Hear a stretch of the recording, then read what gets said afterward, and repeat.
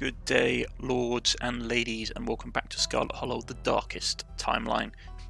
In the last episode, Kerry had descended into Sleepy Hollow proper. She had run into a couple of rather strange folk. She had ran into Stella, a young woman who owned a rather elderly Chinese pug that looked like it'd seen better days, and Avery, who worked in the local diner. She didn't really care for either of them. Like, she was polite enough, but she's not here to make friends. She's here to see if she can get anything out of her aunt's will. And being dragged off into the rapidly darkening forest with Stella on a wild goose chase did not really fill her with much anticipation. Not when she ran into a lunatic wielding a shotgun, talking about mountain lions and how they should leave the woods in case he accidentally shoots them. Not someone she really wants to spend much time around. But let's see where her story continues from here, shall we? Alright, if this looks like a good spot, well, a good shot. Mind holding the camera, says Stella. She hands you the camera and takes position. As night falls, my new assistant, the mysterious Kerry, and I find ourselves on a high hill in the Blue Ridge Mountains, where we'll begin our hunt for the elusive yet pungent skunk ape, says Stella to the camera. Though mostly encountered in Florida, this possible relative of Bigfoot has been spotted all along the southeastern edge of the United States, including right in this very county. Here's hoping we get a glimpse tonight. We'll check back in once we're on the trail. Until then, stay searching, Stellars. Camera keeps rolling. I can take the camera off your hand, says Stella for now. We'll be able to start the tracking scenes once the sun sets all the way.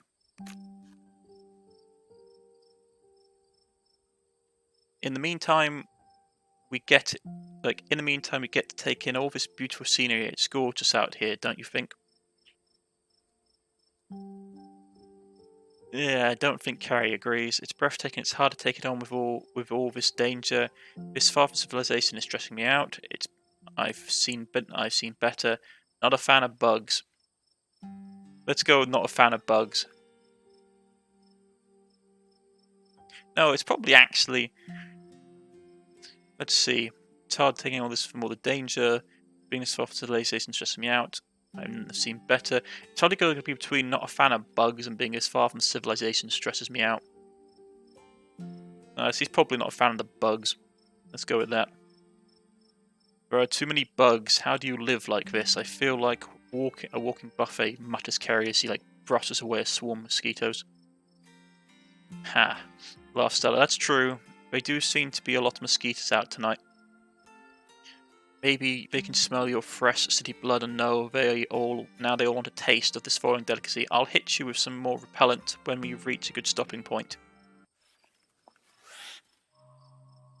Your quiet moment with Stella is broken by a loud, percussive snort. What was that? Oh no, the skunk ape has found us. She looks back for shotgun run. Death has come for me at last. Goodbye, cruel world. Yep, Kerry.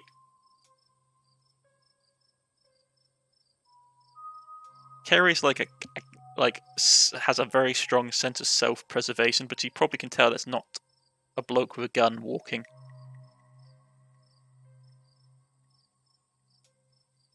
Let's go with, what was that? What was that? She splutters out. Nah, no need to panic. That's just a sound deers make when they want to warn the rest of the herd about big scary predators like us, says Stella. Let's check it out. She pulls out a flashlight. Turns it on. As you and Stella hear the footfalls of animals retreating into the woods, she reaches for her flashlight. The single deer remains behind, staring down the beam of light while Gretchen whines and pulls at her harness. And then it's gone.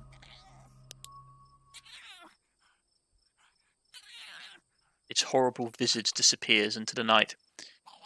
As Stella strokes the pug, geez, Gretchen, calm down, you're going to hurt yourself, she says.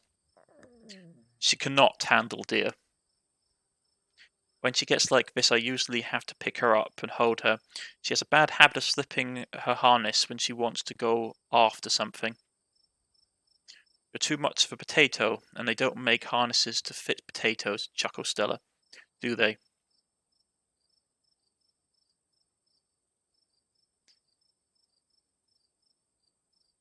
Let's go with... There was something... Yeah, there was definitely something wrong with that deer, says Kerry. There was something wrong with that deer. Did you see its face? She says. Now that you mention it, there was something a little off. Little would be probably the understatement of the year, thinks Kerry. I'll bet it was an abscess or maybe a tumour, says Stella. It's not like wild animals can get those taken care of, so they just get bigger and bigger. Poor thing, but there's not much we can do about it. Why did you bring Gretchen anyway? Yeah, let's go with that one, that's probably something that would be asked. Why did you bring Gretchen out here with you? She doesn't seem like the safest choice of hiking companions, counters Kerry uneasily as he glances around. I actually find her to be quite the opposite. Sure, she wants to chase stuff, but I usually let her when I'm not on one of my cryptid hunts, so I can't hold that against her. I'm just happy she's still so feisty, even at her age. Pugs aren't exactly known for their good health, but here she is, running around in the woods at 17. And I feel like the fresh mountain air and exercise has helped a lot in that regard. You defy the laws of nature, don't you, Gretch? She says as he strokes the pug. Yeah, Kerry's going to try and get out of this. This is too creepy for her. Never too late to back out. No, never too late to turn back, she mutters. I don't actually think I'm really cut out for this sort of thing. Those deer genuinely spooked me. I don't know if you'll want me weighing you down. She tries to make excuses to escape. Don't be so hard on yourself. You just aren't accustomed to the sounds of the forest yet, replies Stella. When you go on your first few night hikes, everything sounds like some horrible monster just waiting for an opportunity to shred you to bits. But eventually you realise it's mostly deer and raccoons. Kerry doesn't really think that's reassuring. Raccoons could probably shred you to bits if they were in mind for it, and deer aren't particularly pleasant either. Not after the one she's just seen.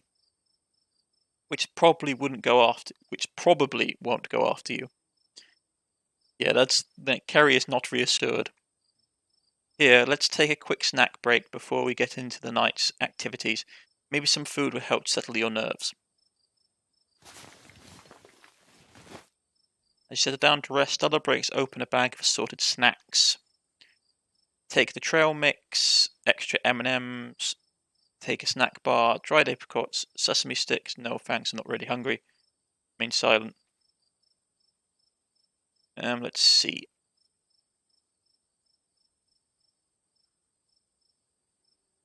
Yeah, probably like a snack bar. Probably something like the snack bar, yeah. Let's go with a snack bar. You grab a snack bar. Excellent choice, says Stella. A good source of energy and chocolate. Red cherry and cashew. I hope they're okay. I'd like to make my own. I tend to make them with my favourites, but I know that's not everyone's bag. It's a good combo. I'm just a big fan of food. It's all food to me. I don't feel strongly about it. Blur, cashews, blur. Cherries, silently tear into it. Yeah, it's all food for me. Like Kerry isn't going to be picky at this point. It's all food for me. I don't feel strongly about it. All food to me. I don't feel strongly about it one way or the other. It will nourish my body in the coming hours. Probably Kerry says something along those lines, probably not word for word. Well, I'm glad my choice in fruits and nuts has not offended your palate. It may give you the strength and fortitude to make it through the night of skunk ape hunting, chuckles Stella. You and Stella settle down on an overlook, snacks in hand. As the quiet sounds of evening wildlife wash over you, Gretchen gnaws on a stick, distracted for the time being. So tell me what it's like in Truro. Do you have a house, an apartment? Do you live with family, roommates, pets? Tell me what it's like to be Kerry.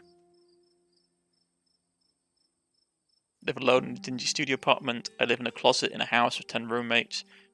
I live in a doorless basement that floods whenever it rains. I live in an apartment with a difficult roommate. I live in a 12 by 12 shed in someone's yard. Internet cafe, I'd rather not say.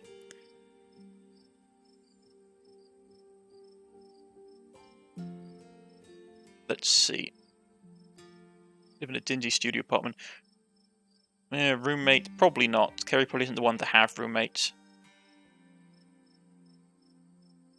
Let's go with...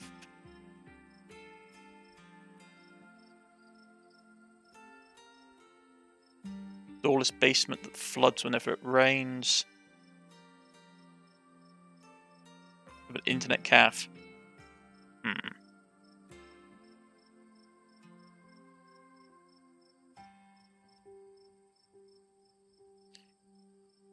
Let's probably go with I live in an apartment with difficult... No, let's go with I live in a dingy studio apartment.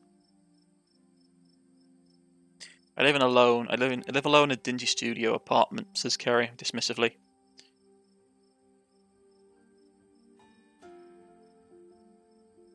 And I hate it. Yeah, and I hate it. At first it was kind of nice to finally have a space that was just mine, but now it feels cramped, mutters Kerry. It's like I'm stuck in a closet alone, and no one can come and let me out because I'm close. I chose this for myself, and as far as they know, I'm happy being there. The lights flicker, the toilet is constantly getting backed up because the landlady upstairs keeps flushing her cat's litter. It smells like cigarettes for some reason, and it's home to an extremely durable population of roaches. It's the pits, the worst. It's just awful. Yikes. Have you tried looking for a different place or maybe finding a roommate? Says Stella. There's got to be a better apartment than that in a big city like Truro. What about finding roommates? I had enough bad roommates for a lifetime, and this is cheap. Let's go. I've had enough bad roommates for a lifetime. It's cheap. Yeah, that's probably the excuse Kerry uses. I've had enough bad roommates for a lifetime, I think, mutters Kerry. I know it's possible to have a good roommate. I know people who are great friends with theirs, but it's never worked out like that for me. But the loneliness is at least better than that, she replies. Yeah, that's fair. I never really had roommates, so I have no idea what it's like sharing a place as an adult. I can see that being tough, replies Stella. So what do you do for a living? I build programmatic ads for a company nobody's ever heard of. I sell arts and crafts at Etsy. First year associate at a big law firm. I'm a streamer. I'm a student teacher. I'm in the service industry. Yeah, probably Kerry won't actually admit what she does because it's probably not fully. She might like work in the service industry, but like do other things on the side. Like maybe she's like a minor criminal pickpocket or something, or just one of those people that sort of rings up and tries to sell you dodgy insurance. Let's go if I'm in the service. I don't think it's going to be any of these first year now.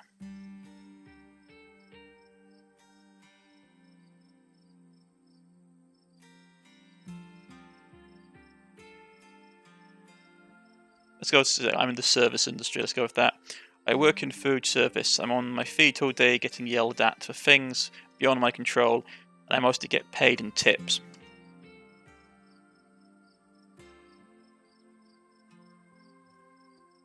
Yeah. It's okay. I actually really like it. Been skipping meals to try and save money. I hate it. Let's go like, yes, he probably doesn't like her job. It's just a job. I hate it, and I only hope that one day I'll be able to do something different, admits Kerry grimly. A crisp breeze passes over you. What about you? It's your living situation, you mutter.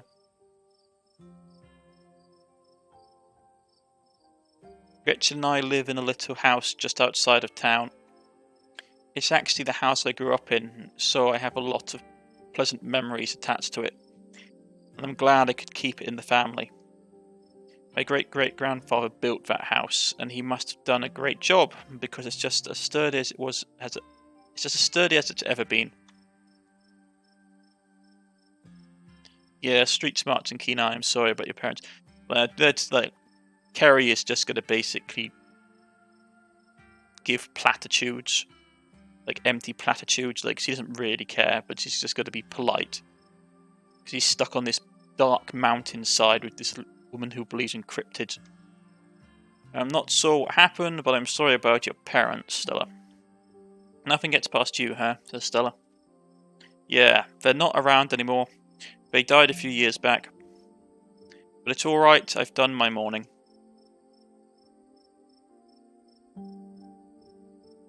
Yeah. What were they like? Did you get along? They were amazing. Two of the nicest people you'd ever meet. And interesting too. My dad was a bit of a regional legend amongst hunters and trappers. He was always out in the woods on trails or something, and we certainly had some interesting dinners because of him, admits Stella. He had to learn how to fend for himself, you see, since his family didn't have much growing up, so he learnt how to hunt, to trap, and to get damn good at it. He always made sure I had food and that I knew how to get it if I ever found myself too far from the grocery store. I could make us a pretty good salad with just what's growing in this clearing, if I had to, though it wouldn't exactly taste great. As for my mum, she was a saint. She was the local vet and the lady all the farmers in the county knew to call if their animals were in need of something.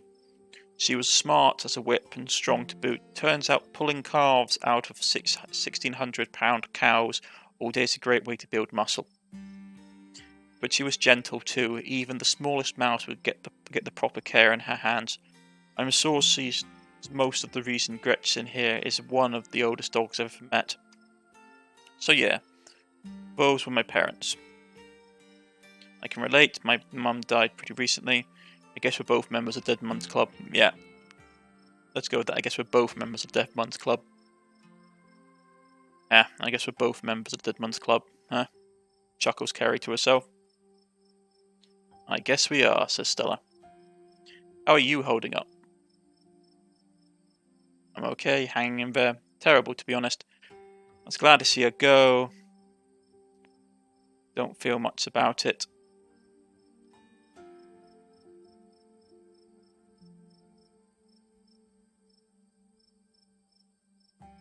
This all comes to how Kerry sort of viewed her relationship with her parents. Yeah,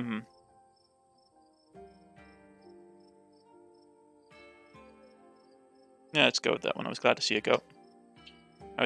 go. By the end, she was nothing like the woman who raised me. It had been years of this slow downward spiral, and I wanted nothing more than for it to be over for her, admits Carrie. I'm so sorry if that happened. Can't even imagine how horrible that would be to go through for both of you, says Stella. Stella suddenly glances over her shoulder. What? As you hear a strange noise. She immediately picks up her bag and slings it over her shoulder.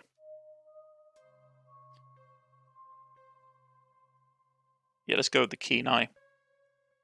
If I could hear all sorts of wildlife just a second ago, now it's all gone, now it's quiet, says Kerry as he glances around nervously. You're right, whatever made that sound is close, mutters Stella.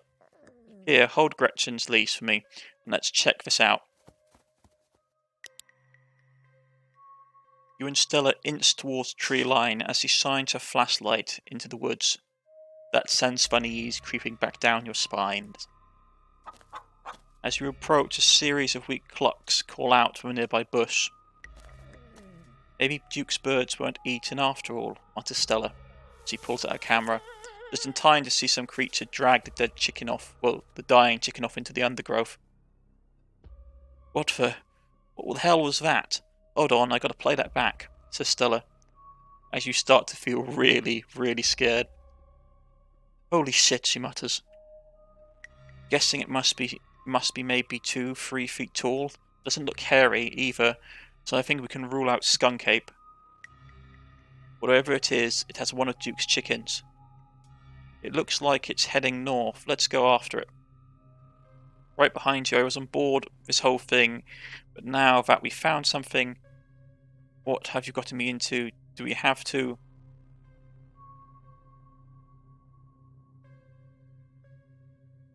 Yeah, Stella's not, like, Kerry is not brave. He isn't like this kind of thing. He's just going to basically try and chicken out again. Do we have to? She splutters. Now's not the time to hesitate. If we're catching this thing, we've got to go now, says Stella sharply. Stella sprints into the woods in pursuit, leaving you no choice but to run after her, Gretchen excitedly pulling you along by her leash. Till she trips and falls. Oof. Are you okay? Oh god, the monster's got you. We're gonna die out here. Nope, tripped, and here I thought you were a hardened mountain girl. Yeah, that sort of like snarky survival element of Kerry is coming back out. You trip seems clumsy for a hardened mountain girl. I thought you were used to uneven terrain at night, says Kerry as he glances around in growing terror. We all have our bad days, splutters Stella uneasily as he rubs the back of her head. I'm usually pretty careful. Guess I just got a little excited, stopped watching where I was stepping. Plus, there was something slippery on the trail. Oh no, that poor thing. It must have been one of Duke's. Oh Jesus, it's still alive, mutters Stella as he raises a hand to her face.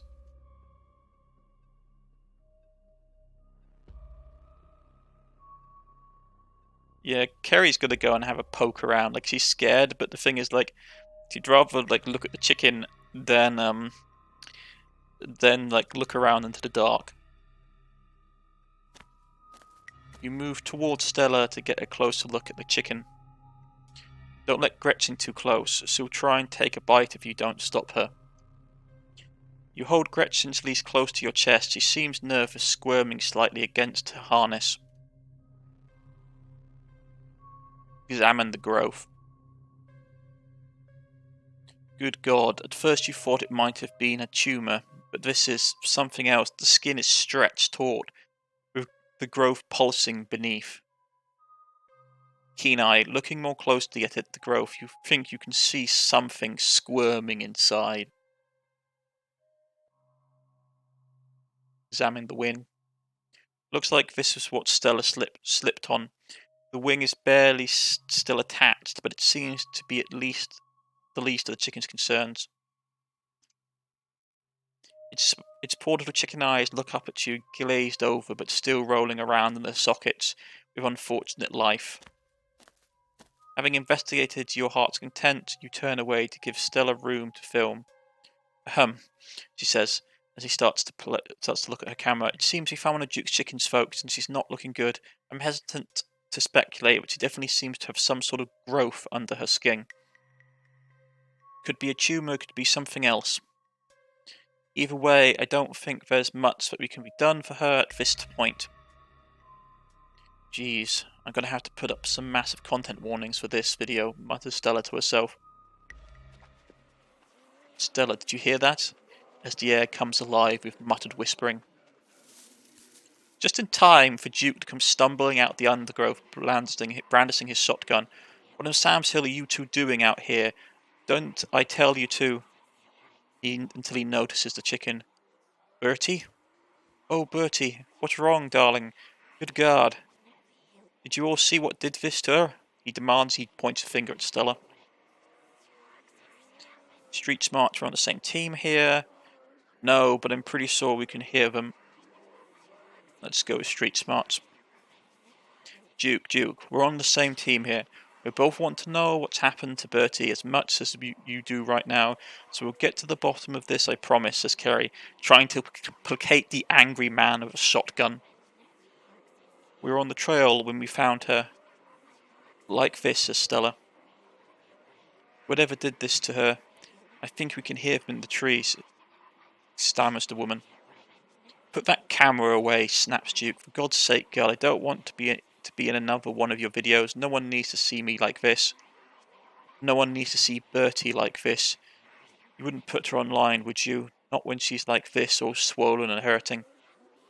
Duke, did you hear me? Says Stella. I think they're coming closer. Come on, you sons of bitches, snarls the man. Duke, don't shoot them. We have no idea what'll happen, splutters Stella. You hear me? You hear that, Stella? They ain't no sound of something peace-like. Whatever these things are, they'll pay for what they did to my girls.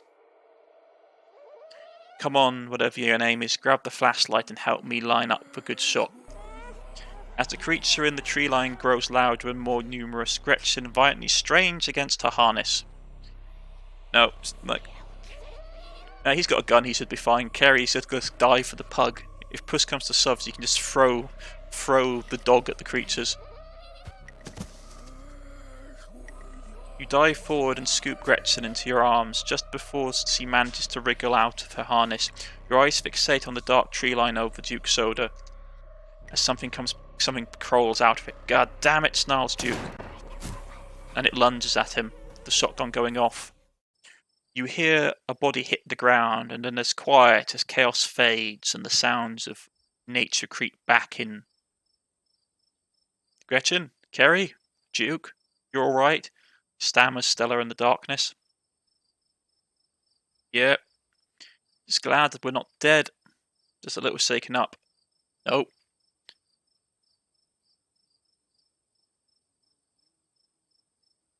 Let's go with... No, she's probably going to say no. No, I'm not okay, but I'm not shot if that's what you're asking. You? Says Kerry in the gloom. I'm okay. Gretchen whines and shakes in your arms. Gretchen, here, I'll take her. My poor little pup. Thanks for watching out for her, says Stella. Duke? Are you okay? He turns on the flashlight and moves it up to find his destroyed brain. Oh my god. Oh my god, Duke. Holy shit, what do we do now? What the hell are we supposed to do? Splutters Stella as he staggers back. Yeah, like, we have to go after those things, we gotta go to the police, can we please just go home? Yeah, no, let's do street smart, because, like, Kerry isn't going down for this. Like, she's got to point the finger at blame at anybody else but herself. Duke had a hunting accident by himself. What do you mean? What do we do now? Duke had a hunting accident by himself in the woods. That's it, says Kerry sharply. Are you serious? We have footage of exactly what happened here. Sure, it's a little dark and shaky, but we can find... But you can kind of make out the thing coming out of the woods. We can take it to the police. Duke's family deserves closure. Other people deserve to know what's out here. They don't trust cops. They're never going to believe that footage. Fine. No, let's go like they will never believe that footage. Let's go with that. It's going to be a lot harder for them to believe what really happened than to decide that the stranger from the big city came into town and shot someone. It'd be too easy for them to pin this on me, says Kerry as he points a finger at Stella. You're right. This whole thing is hard to believe. We need more footage. Come on, let's go after them before we lose our chance. Are you sure this is a good idea? Are you nuts? A man's dead, Stella. Let's go with that. Are you nuts? Yeah. Are you nuts? A man is dead, Stella.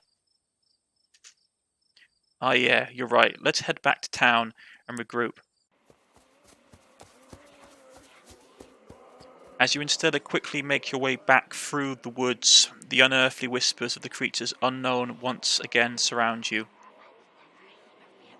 Oh god, they're back. Yeah, let's go with oh god, they're back. Kerry's starting to like lose her cool right now. God, they're back. I know, we just have to keep pushing forward.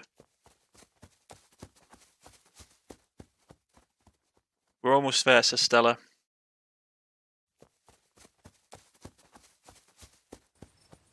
As you and Stella reach the main road, the whispers fade back into the sounds of nature. It sounds like they've stopped following us, says Stella. Are you sure we shouldn't call the cops? Yes, I'm goddamn sure. Let's go with that. Yeah. This is the darkest time now, after all. Yes, I'm goddamn sure. They're only going to make things worse, says Kerry. Stella looks uneasy. Okay, we've got to take this to someone. My friend's mum knows about all sorts of supernatural stuff and she's usually up at this hour. Let's head over to her place. Your phone buzzes in your pocket. Now that you're back on the main road, you must finally be getting reception again. 6 missed calls from Tabitha.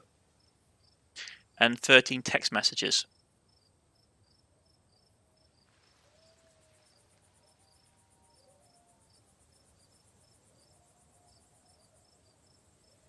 Let's go with that one. Just call her. You try and call Tabitha back, but it goes straight to voicemail. Text her and say that she needs to calm down. Yeah, let's just go with text her. You text Tabitha back and let her know that you're okay. Your message sits unread.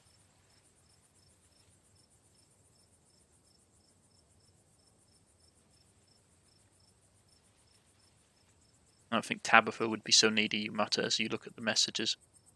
I didn't peg Tabitha as someone who would be this needy. Maybe she's worried about you, says Stella. My friend's place is on the way back to Tabby's, so we should be able to stop there first.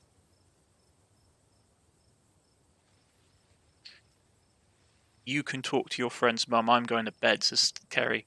Yeah, like Kerry's had enough of this. She had enough of the strange woman trying to drag her into situations. Like she's now involved in a cover up. She just wants to get to this. Like screw this out. You can talk to your friend's mum. I'm going to bed. Like no, let's just go screw this out. Screw this. I'm tired and I'm sick of this monster shit. I'm going back to my cousins, and in the morning I'm going to get her to drive me back to civilization, says Kerry. Okay, if you're sure, I won't stop you if that's what you really want. Here, my number. Call me when you get there, okay? And good luck. You and Stella exchanged numbers. I'll see you tomorrow? Yeah, we're in this together. I'm going to leave town as no. Kerry's getting out. Kerry is getting out. I'm leaving town as soon as I can. I'm not sticking around for whatever horrible nonsense is about to go down here, says Kerry. You know it's another week till the next bus, right? Then I'll get Tabitha to drive me somewhere, mutters Kerry as he starts to walk.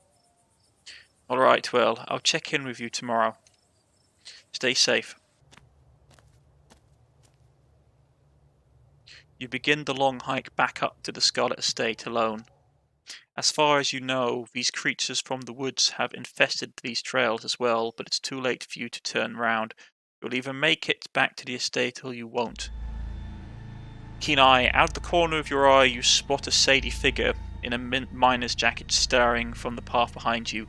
You don't hear it approach. Kerry, says the stranger. Welcome home.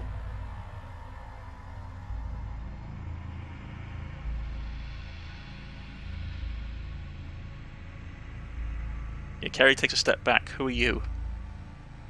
She demands. You call out to the figure, but as soon as your words leave your mouth, it vanishes into the black of the night. Continue down the path. Almost home. She starts to pick up pace, starts to run. You've made it. Your salvation is in sight. You make a mad dash to the door. Try the door. As you reach for the knob, the door swings open. Where the hell have you been? Says Tabitha. I called you back, you snap. As soon as I had the reception. Did you? I didn't notice, counters Tabitha.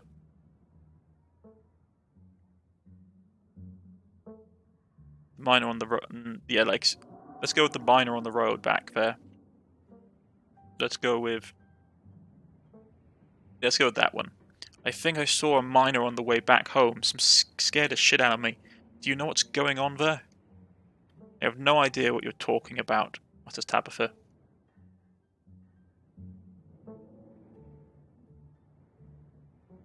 There's someone playing a piano in the sealed off wing of the estate. Yeah, like Kerry isn't going to admit to going into the sealed off wing because he was told not to and it was like locked up. So that means she'd have to admit doing something illegal and she's not going to do that. I want to leave. Yeah, let's go with that. I want to leave. I shouldn't have come here. I went into the woods with this girl Stella and we saw something terrible. We saw terrible things. Says Kerry. Ah, so you met Stella then. That explains everything, and she's gotten you all worked up. Anyway, the bus doesn't come back for another week. You can leave then, says Tabitha as he smiles that unnerving smile. And before you ask, no, I won't drive you home. I'm going to go to bed. I'll see you in the morning. I'll see you tomorrow.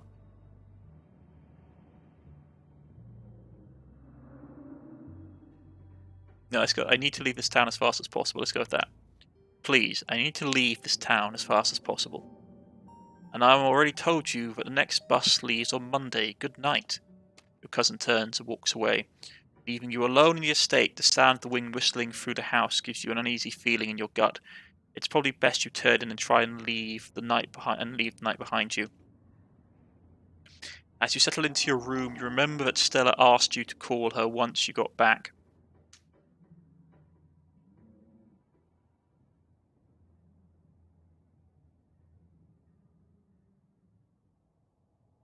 Would Kerry ring her? Would you go straight to bed? No, she would call her just to basically... No, she'd probably go straight to bed. She doesn't care about Stella. You're too tired for a phone call. Stella can wait until the morning. From the relative safety of this uncomfortable bed, the events of the past evening seem like something that happens to someone else. Well, you can still clearly picture the terror you felt in those moments. For now, you're safe and warm. Eventually, the sun will rise and chase away the monsters, and make them seem like nothing but bad dreams. Maybe tomorrow, if you're lucky, you'll wake up in a normal world and have a boring week in the mountains with your sour-faced cousin. It's a nice thought, but deep down, you can't help but worry that things will only get worse.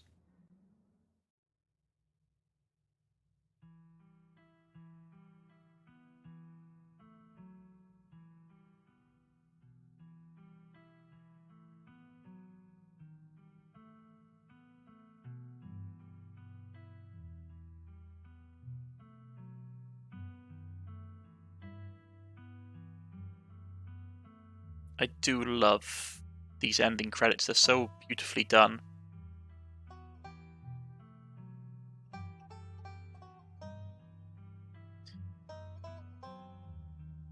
They are such lovely pieces of, like, I do love the hand-drawn nature of this series. Let us see. It gives us like hints of things to come as well, if you're like picking up on what the developers are leaving left out. Yeah, there's blood on the floor.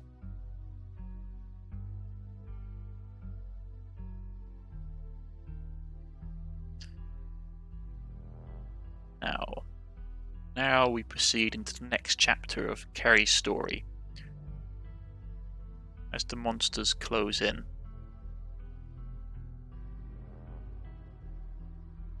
Now this is going to be the darkest timeline, folks, so be aware that like there'll be some things like missed out or like paths we won't take because it leads to like the worst possible outcomes. It's also realistic. Like, Kerry isn't a brave person. Like, she's not interested in finding out what's going on here, trying to solve anything. She just literally wants to now just get out of town, and she's stuck in this nightmare ride that she never wanted to be part of. And now she's just trying to survive. That was the Monday, the first day in Scarlet Hollow.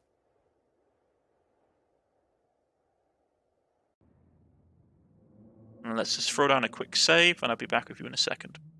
Let's dive in, shall we? Rightio.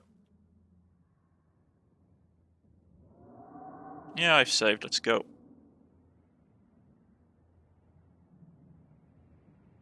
You can also see a recap of episode 1 before we start episode 2. Let's see, let's show this off. Let's see what it's like. Long as cousin and the bad news Okay, so it's basically showing us the intro section. So it's picking up the key elements, yeah. So like the bus ride, when you meet Tabitha, meeting Avery and Stella for the first time.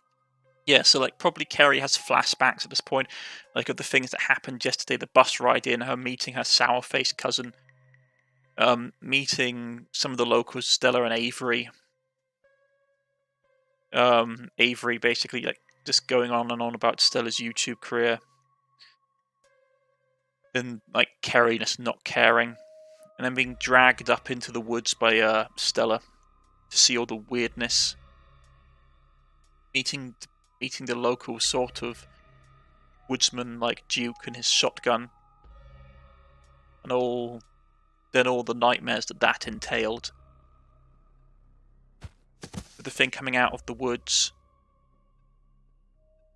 And the unfortunate accident with Duke shooting himself and then meeting the stranger on the road back.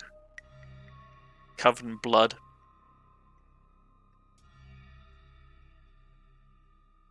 From the relative safety of her cousin's uncomfortable guest bed, the events of the past evening seem like something that happened to someone else, or you can still clearly picture the terror you felt in those moments. For now, you are safe and warm.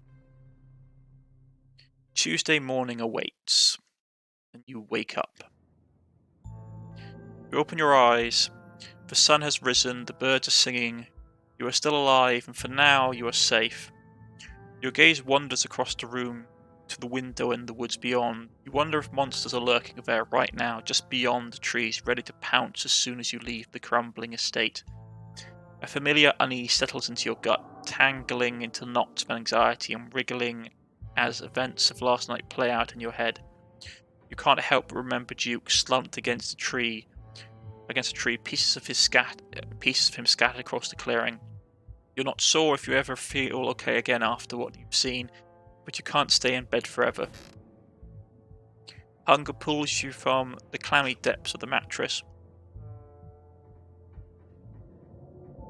Check on the possum to see if it's gone away. You open the drawer to check on the little possum you met yesterday. Oh good, he's still there, that's nice. Yeah, leave the little man in peace. He's not going to try and... You don't pet possums. That's just stupid. You decide to leave the little man alone. Poke around in the closet. Great, the doll didn't move during the night. Maybe it isn't haunted after all, though after everything you went through yesterday, that's hardly a consolation. Look out the window in unease. Yeah, she's going to look out the window like Kerry's going to just checking all the places that something nasty could hide. You creep towards the window carefully not to be seen by whatever might be lurking in the garden. You see someone there, standing just next to the fountain in the woods. For a second you thought you saw movement. It could have been an animal, it could have been something else. Whatever it was, it's gone now. Leave the window. Maybe you'll head out there and investigate after you've finished waking up. And let's text Stella. It's probably a good idea to check in with your new friend. You can't imagine she's holding up very well.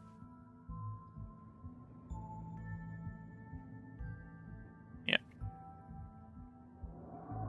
Yeah, like Kerry's just gonna just throw off a pointless gif. Because she did say that she would like contact her. Well, she did, because Stella did ask her to contact and Kerry. Well, Kerry's just gonna...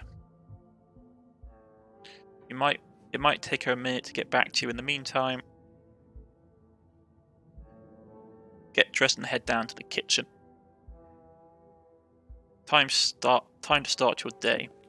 Like, Kerry doesn't really care about Stella, but now they're involved in the cover-up, so she has to at least try and keep her on side. You're back in the kitchen. Frou eyes you from her favourite spot on the counter. Yeah, she's got to try and pet the cat again. Despite your previous interaction, you know you can get this cat to like you. You're good with cats. You approach cautiously, holding your hand at a non-threatening angle, showing frou that you're a friend, no, not foe. You withdraw your now blooded hand. It's all part of the process. A few scratches aren't enough to deter you. You're certain she'll come around. Hey, snaps Tabitha as he walks into the room. Your sword took your time getting up. Hey, cuz, it's 8 AM. I watched a man die in the woods last night. There's monsters in the woods, we need to leave. Had a really rough night, can you cut me some slack? Yeah, like, Carrie just wants to get out of this place. Monsters in the woods, we need to leave. Let's go with that. There are monsters in the woods, Tabitha. We need to leave. I'm not joking. I've seen them with my own 2 eyes. It's not safe here. Is that what Stella frightened you? Is that what Stella frightened into you? I have no idea what you think you saw last night, but the girl is always chasing her own shadows, thinking it's Bigfoot. This is just a sleepy mountain town with nothing, where nothing ever happens. I'm not about to flee in terror because Stella thinks she saw some ghouls. Anyway, I'm running late, so listen up. I wanted to make sure I relayed this message in person in case you decide to ignore my text again. I don't want any repeats of last night. From now on, no running around in the woods after dark. It's dangerous out there, and not because of monsters. You could fall down a cliff, you could get stuck in a hidden cave somewhere, you could get lost in the woods and never be found. Just because nothing happens here doesn't mean it's safe, and just because Stella spends a lot of time in the woods doesn't mean she'll keep you out of trouble. I want you home by sunset from here on out.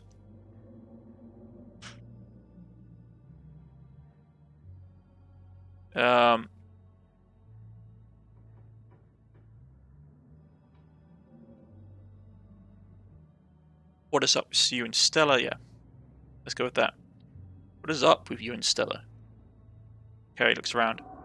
We just have history, that's all. Don't need to explain myself to you. Can I, Carrie's just, anything to try and, she doesn't feel safe at all. Especially with the weirdo outside. Can I hang out with you today? I don't want to be by myself. At the mines? No, snapped Tabitha. I dare you dismiss me like this. I'm sorry last night, but what you're doing is unacceptable. Yeah, don't worry. I don't need any convincing to stay put. Yeah, Carrie's you don't need to tell her not to go out at night. She's probably going to be barricading the house. I don't think you'll have to worry about me doing anything wild tonight. I wasn't exactly planning any more nighttime excursions into those monster-infested woods. Great, smiled Tabitha in that fake smile of hers. Glad you've learnt your lesson. I'm late enough as it is. I'm going to work and I expect to see you there at sunset. Tabitha takes a few steps towards the door. Sunset, she snaps. Your cousin huffily exits the kitchen. Her footsteps fade down the hall, ending in the characteristic creak of them slamming the front door as it opens and closes behind her. Once again, you are the only human in the estate. Text from Stella. It's another tired cat. Hope you're holding up okay, or as good as you can with all the stuff we saw last night. It was up most of the night on cryptid forums, no real answers yet. I'm at the library now if you want to join. I have scones. Yeah, Carrie's probably just going to ghost her. You look at Stella's text for the moment, then put your phone back in your pocket. She doesn't really care about Stella, or her investigations, but she's just got to keep an eye on what's going on. She's unnerved right now, and that's time to start your that's time to start your day. Yeah, make a PB&J. Saw Stella might have scones at the library, but scones are later. PB&J is now. You quickly scrape together ingredients and gobble up a delicious breakfast.